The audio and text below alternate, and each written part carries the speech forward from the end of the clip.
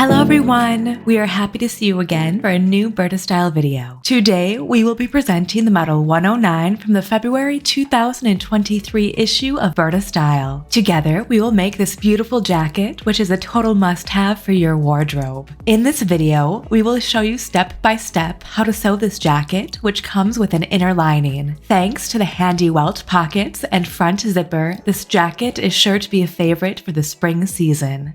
We are using the Juki HZL DX3 sewing machine to create this jacket. It is easy and fun to use. And as for the fabric, we have opted for printed cotton. In addition to your usual sewing supplies, you will need lining to match your fabric, a safety pin, sewing thread, a separable zipper, interfacing, and elastic that is 10 millimeters wide.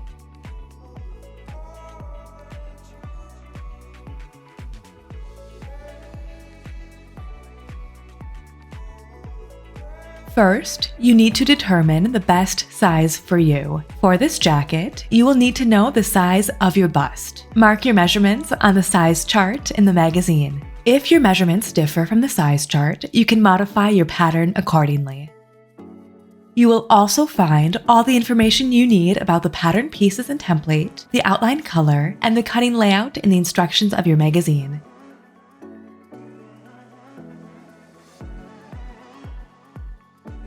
Now place the pattern template in front of you. You will be able to easily recognize the pattern pieces, which are pink. You can cut them out or trace them onto tissue paper. To trace the pieces, place a sheet of tissue paper on top and hold it down with weights or fix it in place with pins. Transfer the pieces 1 to 12 and 18 to 20 according to your size, and transfer all the notches needed to make the pattern. Then, cut out your pattern pieces. Let's move on to cutting the fabric. Refer to the cutting layout on the pattern template to see how to best lay out your pattern on the fabric.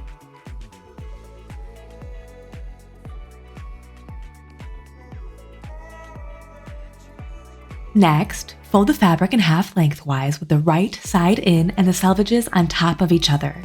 Pin the pattern pieces to the fabric according to the cutting layout. Next, mark a 1.5 centimeter seam allowance and a 3 centimeter hem allowance parallel to the pattern edges. Cut out the pieces following the chalk line. Now, fold the folding like the fabric, right sides together. Remove the pattern from pieces 2 and 4 and pin the pattern pieces with pieces 18, 19, and 20 to the lining fabric according to the cutting layout. Mark a 1.5 centimeter seam allowance on the lining parallel to the pattern edges, then cut out the pieces following the chalk line. The next step is to attach interfacing to some of the pattern pieces. This will make your jacket more attractive and durable. Fold the interfacing like you did before with the fabric and cut out pieces 5 to 11, once again with a 1.5 centimeter seam allowance. Heat seal them to the back of the fabric by pressing with the iron. Make sure it doesn't slide. Pin the pattern pieces back onto the fabric. You now need to transfer the pattern outlines and hemlines to the fabric. For this, it is best to use a pattern roller and Burda carbon paper. You can find more details in the instructions of the carbon paper. And don't forget to transfer the pattern notches to the fabric. You can remove the pattern from the fabric. Now, let's start sewing. First, you'll need to prepare your sewing machine. For this cotton fabric, it is best to use an 80 millimeter needle. Insert the needle into the sewing machine and thread the thread through the thread guide. We will start with the darts and pleats on the front and back. Fold the front lengthwise of the darts with the right side of the fabric on the inside. Pin the notches together and mark the tip of the pleat with a needle. Stitch the pleat all the way to the tip, blocking the start of the seam and tying the threads. Place the back pleats on top of each other at the notches.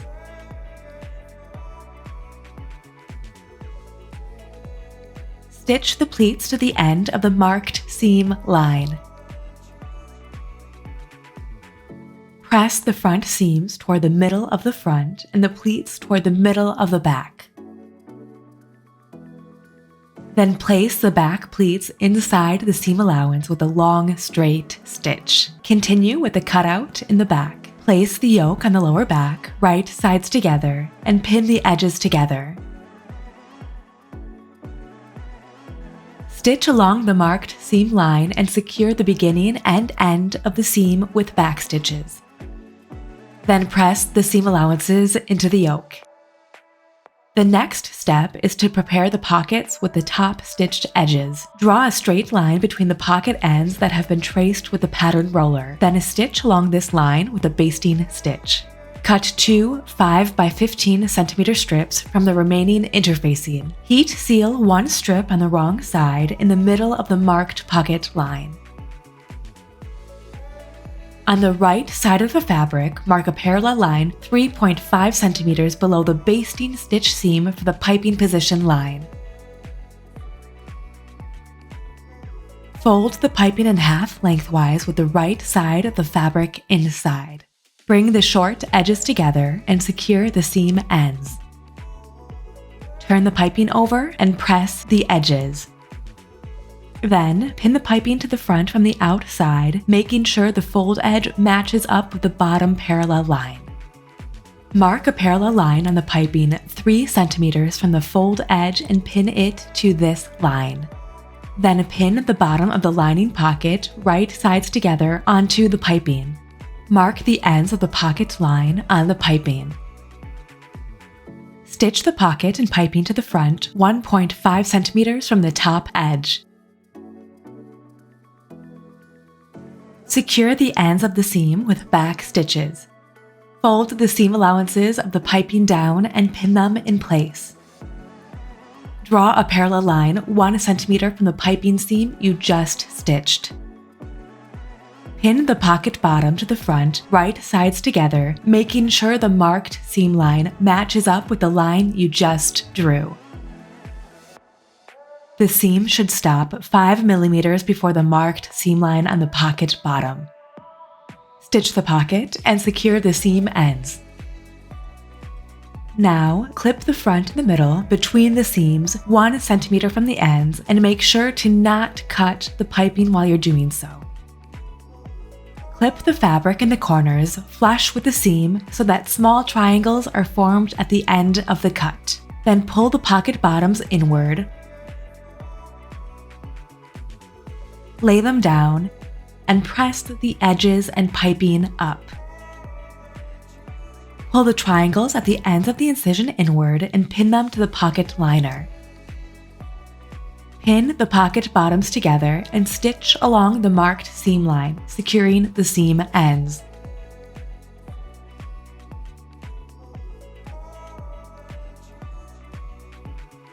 Turn the front right side out and stitch the pocket piping on the short sides to the front.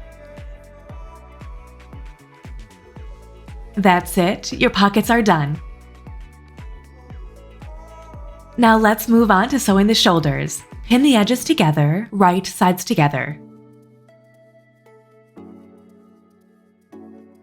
You'll notice that the back shoulder edge is a little longer, so you'll have to gently slide the back under the presser foot as you are sewing.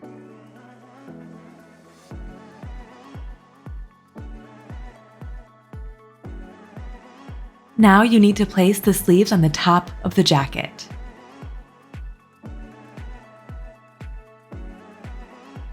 Pin the sleeves to the armhole edge, right sides together.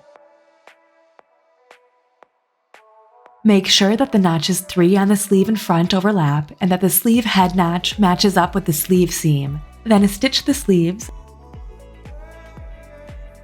and press the seam allowances into the front and back. Place the front over the back, right sides together, and fold the sleeves in half lengthwise. Pin the side seams together so that the sleeve seam overlaps.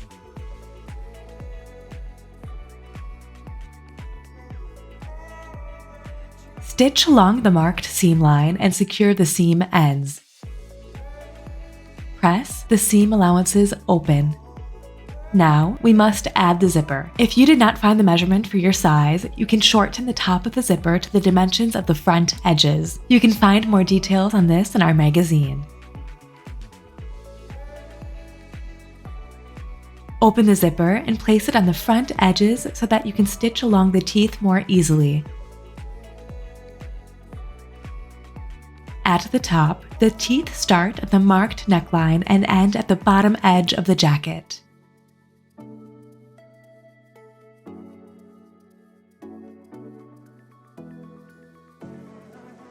Insert the zipper foot to your machine and baste. Continue with the collar. Place the bottom collar on top of the top collar, right sides together, and pin the layers of fabric together. Stitch along the outer edges. Clip the seam allowances at the corners on an angle and trim them by half. Turn the collar over and press the edges. Place the collar in front of you with the bottom of the collar up. Hold the collar up and fold. Pin the open edges together so that the top collar edge sticks out. This will give your collar a nice curve later on. Pin the collar to the neckline with the lower collar on the outside right side of the jacket. Now fold down the end of the zipper. It's easier if you stick a pin in the middle back part of the jacket and collar.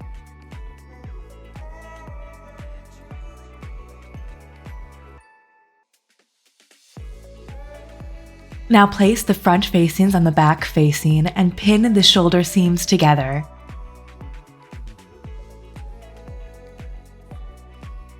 Pin the side seams of the hem facing the same way. Now place the front hem facings on the bottom edge of the facings.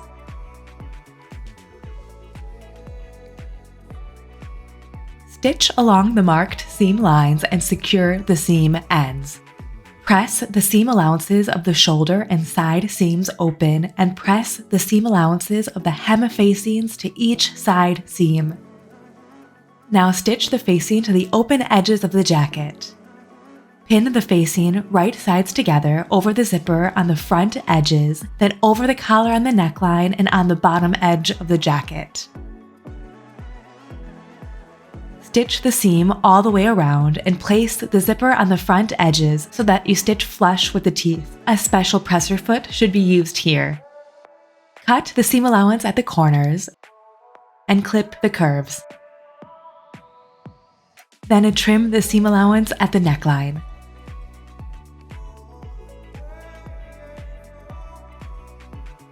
Press the seam allowance of the bottom edge into the facing. Stitch the seam allowances flush with the seam as far as possible. This support seam keeps the facing from showing on the outside. Turn the facing inside out, place the zipper forward and the collar up, press the edges.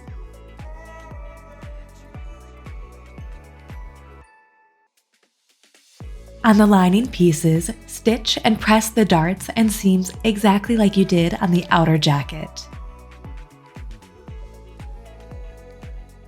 On the bottom edge, press the seam allowance inward. We will now stitch the lining into the jacket. Pin the lining right sides together on the front and back facing. Here, the shoulder seams should match up. Stitch about 10 centimeters above the hemline and finish on the other side at the same height.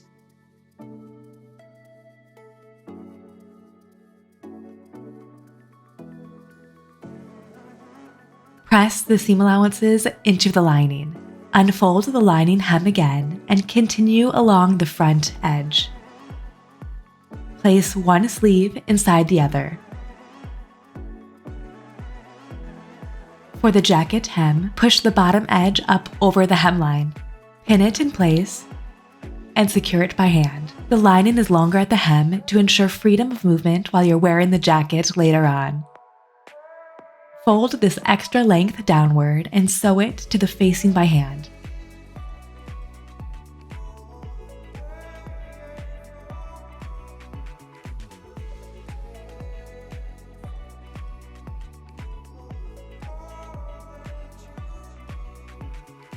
Now baste the lining to the bottom edges of the sleeves. The edge of the lining will now come up against the marked hemline of the fabric. Now you're almost there. All that's missing is the elastic at the cuffs. Fold the hem allowance at the cuff over so that it is 2 centimeters wide. Stitch it in place, making sure to leave an opening at the sleeve seam for the elastic. Cut the elastic in half. Slide the elastic through the runner with a safety pin. Then put on the sleeves and adjust the width of the elastic if necessary. Now sew the ends together and close the opening with a few stitches by hand. And that's it! Your jacket is finished! Feel free to share your creations with us on our social networks. Thank you for following us, and see you soon for a new Burda style tutorial.